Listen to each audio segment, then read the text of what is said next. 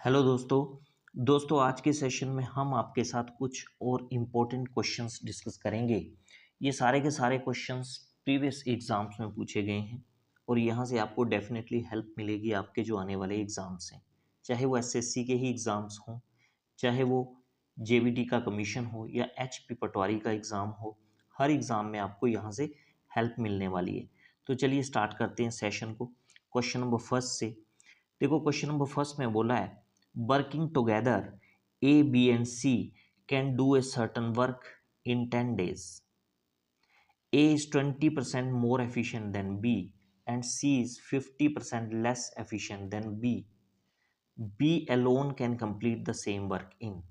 अब देखो इसमें बोला है कि अगर A, B, C तीनों मिलकर किसी काम को करें तो वो 10 दिन में काम खत्म कर देते हैं। एफिशिएंसी के बारे में उसने बोला है कि ए की एफिशिएंसी जो है बी की एफिशिएंसी से 20% ज़्यादा है और सी की एफिशिएंसी बी की एफिशिएंसी से 50% कम है। आपको बताना है कि बी अकेला अगर काम करे तो वो काम को कितने दिनों में ख़त्म कर देगा। ठीक है, अब देखो वर्क का फॉर्मूला जो होता है वो क्या होता है, एफिशिएंसी इनटू टाइम। एफिशिएंसी होती है कार्य क्षमता, ठीक है ना, इस फॉर्मूले का यूज़ करना है। तो पहले तो ए, बी और सी मिलकर काम को कितने दिनों में ख़त्म कर रहे हैं जी, 10 दिन में, 10 डेज। ठीक है, अब अगर हम एफिशिएंसी की बात करें यहाँ से तो बोला है ए की एफिशिएंसी जो है बी की एफिशिएंसी से 20% ज़्यादा है। तो अगर बी की एफिशिएंसी हम 100 मान लें, बी की एफिशिएंसी 100 अगर मान लें हम, तो ए की एफिशिएंसी कितनी होगी, 120 होगी, क्योंकि ए की एफिशिएंसी बी की एफिशिएंसी से 20% ज़्यादा है। ठीक है ना, और सी की एफिशिएंसी जो है बी की एफिशिएंसी से 50% कम है। तो अगर बी की एफिशिएंसी 100 है तो सी की एफिशिएंसी कितनी होगी, 50 होगी, क्योंकि 50% कम है सी की एफिशिएंसी बी की एफिशिएंसी से। ठीक है, तो अगर यहाँ से हम ये 0 0 और 0 काट दें तो बी की एफिशिएंसी बन गई 10, ए की 12 और सी की 5। इनकी एफिशिएंसी का जो सम होगा वो कितना होगा, 12 और 10 कितने हो गए, 22, 22 और 5 27। तो इन तीनों की एफिशिएंसी कितनी होगी, 27 होगी। और तीनों कितने दिन ले रहे हैं काम को ख़त्म करने में, 10 दिन ले रहे हैं। यहाँ से हम टोटल वर्क निकाल सकते हैं। देखो टोटल वर्क कैसे निकालेंगे हम, वर्क का फॉर्मूला आपको अभी बताया मैंने क्या होता है, एफिशिएंसी इनटू टाइम। तो तीनों की एफिशिएंसी निकली 27, टाइम ले रहे हैं वो 10 दिन, तो टोटल वर्क कितना आ जाएगा, 27 इंटू 10। 27 इंटू 10 कितना हो जाएगा, 270। तो टोटल वर्क कितना हो गया, 270। अब हमें ये निकालना है कि बी को अगर अकेले को काम खत्म करना हो तो वो कितने दिन में काम खत्म करेगा, बी की बात कर रहा है। तो टाइम निकालना है हमें कि बी कितना टाइम लेगा काम को खत्म करने में। तो टाइम टेकन बाय बी, तो बी कितना टाइम लेगा, टोटल वर्क आ जाएगा डिवाइड बाय जितनी बी की एफिशिएंसी है। तो देखो बी की एफिशिएंसी कितनी है, बी की एफिशिएंसी 10 है, तो टोटल वर्क आ गया हमारे पास 270 और बी की एफिशिएंसी आ गई 10, डिवाइड बाय 10 आ जाएगा, क्योंकि टाइम का फॉर्मूला क्या होता है, वर्क अपॉन एफिशिएंसी। ठीक है ना, ये 0 से 0 कट जाएगी, कितना आ जाएगा, 27। तो इसका मतलब अगर बी को अकेले काम करना हो तो वो कितने दिन में ख़त्म करेगा, 27 दिन में। ठीक है, तो क्वेश्चन नंबर फर्स्ट का ऑप्शन बी जो है वो सही हो जाएगा।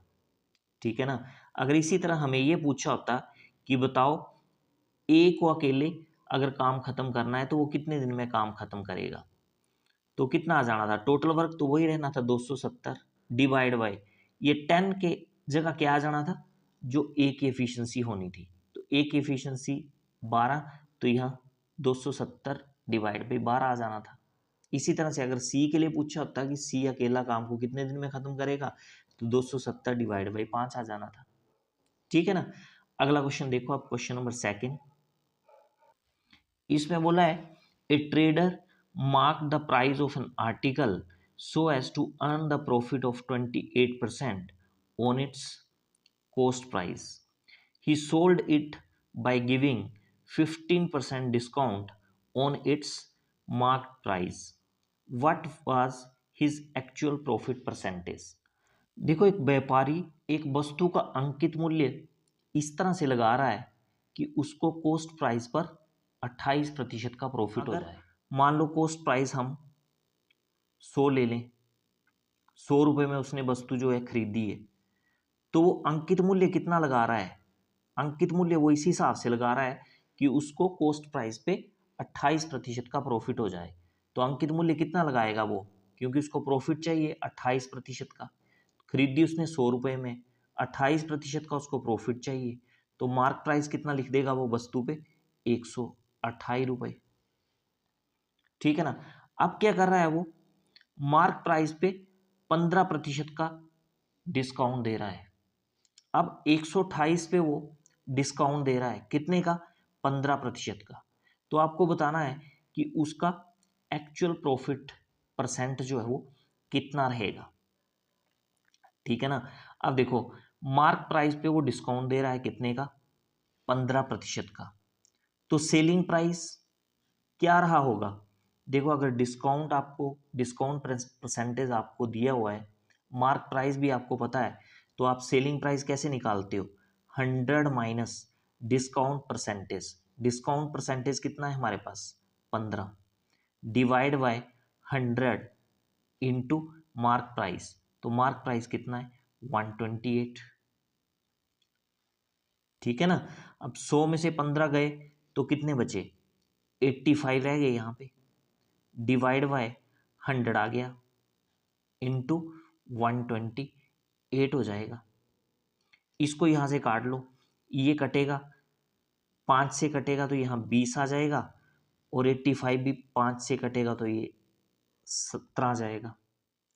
20 कटेगा, 2 से 10 आ जाएगा, और ये 128 भी कटेगा 2 से, तो ये आ जाएगा 64। ठीक है ना। अब आप जब 64 को 17 से मल्टीप्लाई करोगे तो ये आएगा आपका 1088। ठीक है, और डिनोमिनेटर में कितना आ गया? 10 आ गया। ठीक है, डेसिमल में इसको चेंज कर लो आप, तो कितना आ गया? ये 108.8। ठीक है, तो ये क्या आ गया? Selling price. तो 15% का डिस्काउंट देने के बाद उसने वस्तु कितने में बेची? 108.8 रुपये में उसने बेची। आपको एक्चुअल प्रॉफिट परसेंटेज बताना है। अब देखो, वस्तु उसने खरीदी कितने में थी? 100 में, और फाइनली वो कितने में बेच रहा है? 108.8 में। तो इसका मतलब उसको प्रॉफिट हो रहा है, कितने का प्रॉफिट हो रहा है? 8.8 का। हमें क्या निकालना है? प्रॉफिट परसेंट निकालना है। कैसे निकालते हो? जितना प्रॉफिट हो रहा है, प्रॉफिट कितना हो रहा है? 8.8 का। प्रॉफिट किस पे निकालते हैं हम? कोस्ट प्राइस पे। कोस्ट प्राइस कितना है? 100 है, इंटू 100। ये फॉर्मूला होता है प्रॉफिट परसेंटेज निकालने का। 100 से 100 कटेगा, कितना बचा? 8.8%। तो फाइनली जो उसको प्रॉफिट होगा वो कितना होगा? 8.8%। ठीक है, तो क्वेश्चन नंबर सेकंड का ऑप्शन सी जो है वो सही हो जाएगा। ठीक है ना। अगला क्वेश्चन देखते हैं। देखो, क्वेश्चन नंबर थर्ड में बोला है the lengths of the sides of a right angle triangle are in the ratio 5:12:13 and its perimeter is 90 centimetre. What is the area of the triangle? अब एक राइट एंगल ट्राइंगल है, उसकी sides की जो lengths हैं उनकी ratio आपको दे रखी है 5:12:13, और ट्राइंगल का पेरीमीटर भी दे रखा है 90 सेंटीमीटर। आपको एरिया निकालना है राइट एंगल ट्राइंगल का। तो देखो, ट्राइंगल का जो पेरीमीटर होता है वो क्या होता है? जो ट्राइंगल की साइड्स की लेंथ होती है उनका सम क्या होता है? Perimeter of triangle. तो अगर रेशो में हम सम की बात करें तो रेशो में ट्राइंगल की साइड्स की लेंथ का सम कितना बनेगा? देखो, 5 + 12 17 आ गया, और 17 + 13 कितना आ गया? 30। 30 आ गया रेशो में। ये 30 क्या आया? जो ट्राइंगल की साइड्स की लेंथ का सम है ना, वो आ गया 30 रेशो में। और एक्चुअल में आपको पेरीमीटर कितना दे रखा है, 90 सेंटीमीटर, क्योंकि पेरीमीटर क्या होता है, ट्राइंगल की जो साइड्स की लेंथ है उनका सम, वही क्या होता है, पेरीमीटर ऑफ ट्राइंगल। तो 30 रेशो 90 सेंटीमीटर के इक्वल, 1 रेशो 90/30 यानी 3 सेंटीमीटर। 1 रेशो की वैल्यू आ गई। हमें ट्राइंगल की साइड्स निकालनी है। एक्चुअली हमें दो ही साइड निकालने की जरूरत पड़ेगी, क्योंकि राइट एंगल ट्राइंगल की जो सबसे बड़ी साइड होती है उसको क्या बोलते हैं हम, हाइपोटेन्यूज। ये वाली साइड को क्या बोलते हैं हम, कर्ण। तो एरिया निकालने के लिए इस कर्ण की जरूरत तो होती नहीं हमें, ठीक है।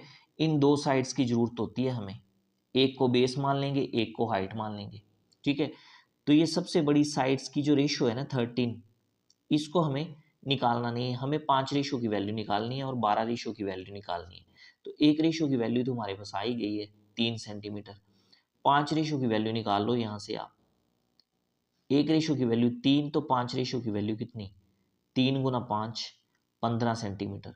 इसी तरह से 12 रेशो की वैल्यू क्या देगी आपको, ट्राइंगल की दूसरी साइड। तो 1 रेशो की वैल्यू 3 सेंटीमीटर, 12 रेशो की वैल्यू कितनी आ जाएगी, 3 × 12 यानी 36 सेंटीमीटर, ठीक है। तो दो साइड्स हमें मिल गई, इनमें से एक साइड होगी बेस और दूसरी होगी परपेंडिकुलर। तो जब हम एरिया निकालते हैं राइट एंगल ट्राइंगल का, तो फॉर्मूला क्या लिखते हैं, 1/2 बेस इंटू हाइट, ठीक है ना। तो 1/2, अब 15 को आप थोड़ी देर के लिए बेस ले लो और 36 को हाइट ले लो, ठीक है ना। तो ये 2 से 36 कटेगा, 18 आ जाएगा, और 15 को 18 से जब आप गुना करोगे तो ये आएगा आपके पास 270 270 सेंटीमीटर स्क्वेयर। तो ये आएगा आपके पास एरिया राइट एंगल ट्राइंगल का, ठीक है। तो क्वेश्चन नंबर 3 का ऑप्शन सी जो है वो सही हो जाएगा, ठीक है ना। अब देखो क्वेश्चन नंबर 4 में बोला है, there is 70% increase in an amount in 7 years at simple interest, what will be the compound interest on rupees 8,000 after 3 year at the same rate of interest। तो बोलता है एक राशि 7 सालों में साधारण ब्याज पर 70% बढ़ जाती है। तो आपको बताना है उसी रेट ऑफ इंटरेस्ट पर 3 साल के लिए 8,000 का चक्रवृद्धि ब्याज क्या होगा। देखो 70% बढ़ जा रही है राशि सिंपल इंटरेस्ट पर, तो 70% का मतलब क्या है, 70/100। हमें तो पहले रेट ऑफ इंटरेस्ट निकालना है। देखो कैसे निकालना है, 70% का मतलब हो गया 70/100, एक जीरो से एक जीरो कट गई, कितना आ गया ये 7/10। अब ये डिनोमिनेटर में जो 10 है ये किसकी रेश होती है, प्रिंसिपल की, और ये जो 7 है न्यूमिनेटर में ये क्या होता है, इंटरेस्ट। अगर सिंपल इंटरेस्ट की बात हो रही है तो ये 7 सिंपल इंटरेस्ट होगा, और अगर कंपाउंड इंटरेस्ट की बात हो रही है तो ये 7 क्या होगा, कंपाउंड इंटरेस्ट। तो प्रिंसिपल आ गया हमारे पास, प्रिंसिपल की रेशो आ गई हमारे पास कितनी, 10, ठीक है। और 7 क्या लग रहा है, इंटरेस्ट। तो अमाउंट कितना हो गया, 10 + 7, क्योंकि अमाउंट क्या होता है, प्रिंसिपल प्लस इंटरेस्ट, अमाउंट हो गया 17, ठीक है। आपको निकालना क्या है, रेट ऑफ इंटरेस्ट निकालना है। रेट ऑफ इंटरेस्ट निकालने का फॉर्मूला क्या रहता है, सिंपल इंटरेस्ट। अब देखो सिंपल इंटरेस्ट कितना है, 7 है, गुना 100, सिंपल इंटरेस्ट गुना 100 डिवाइड बाय प्रिंसिपल।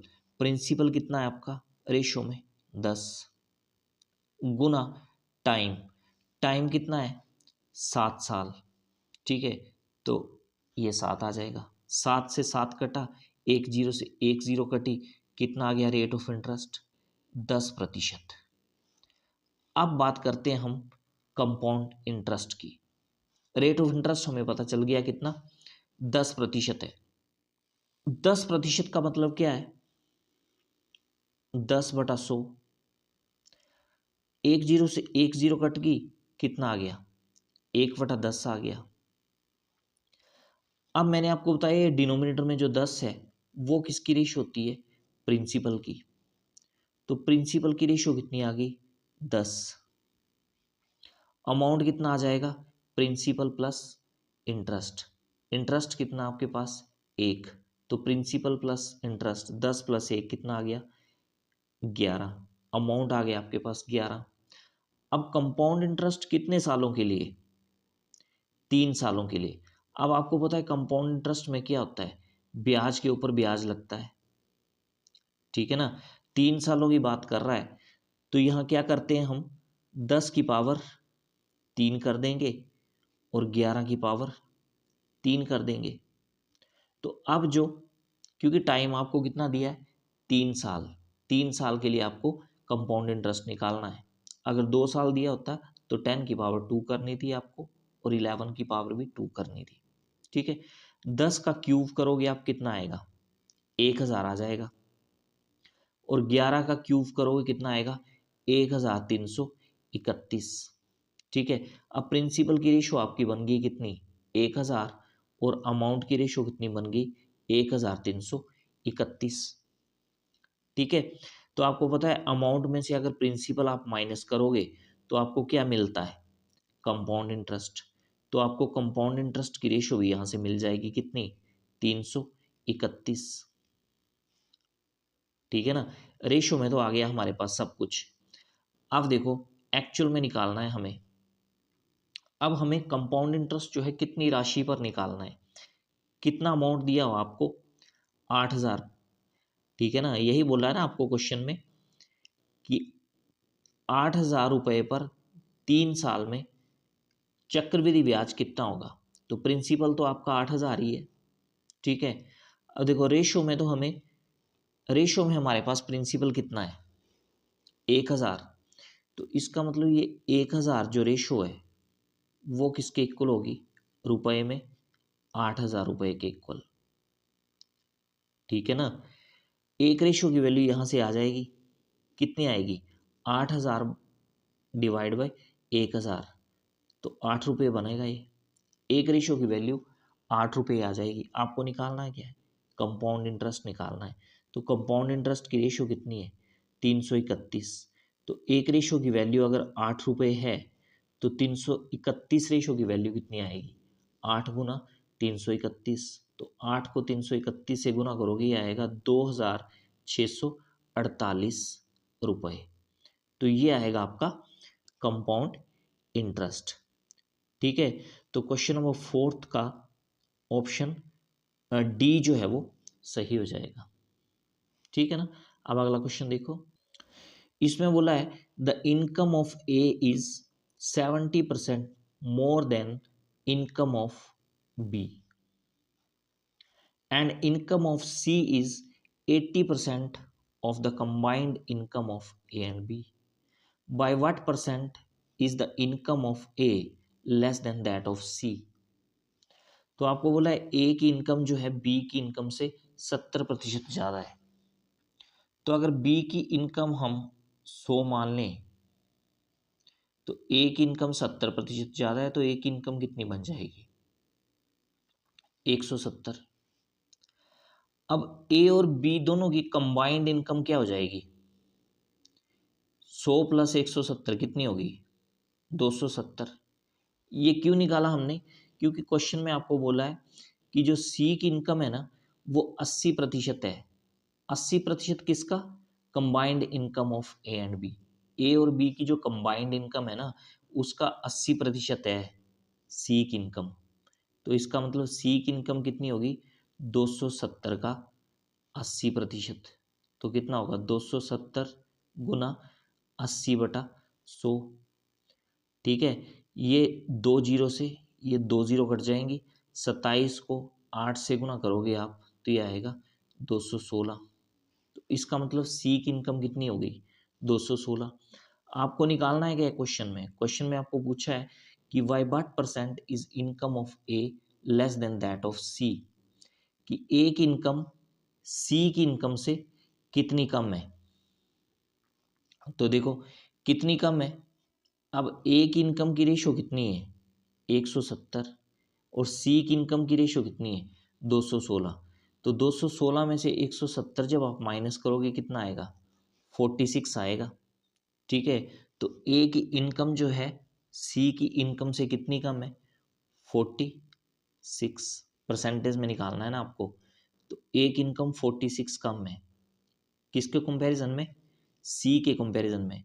तो डिनोमिनेटर में सी की इनकम आ जाएगी और परसेंटेज में निकालना है आपको, तो मल्टीप्लाई 100 करना पड़ेगा आपको। ठीक है ना, इसको जब आप सोल्व करोगे तो ये आएगा 21.3%। ठीक है, तो इसका मतलब परसेंटेज में ए की इनकम जो है वो सी की इनकम से कितनी कम हुई 21.3%। तो क्वेश्चन नंबर 5 का ऑप्शन सी जो है वो सही हो जाएगा। ठीक है ना, तो ये थे कुछ क्वेश्चंस जो आज हमने आपके साथ डिस्कस किए। आगे भी हम इसी तरह के क्वेश्चंस आपके साथ डिस्कस करते रहेंगे। आई होप आज का ये सेशन आपको अच्छा लगा होगा, बेनिफिशियल लगा होगा आपके आने वाले एग्जाम्स के लिए। अगर वीडियो आपको अच्छा लगा तो इसको शेयर करें, ज़्यादा से ज़्यादा लाइक करें और चैनल को सब्सक्राइब करना ना भूलें। Thanks for watching.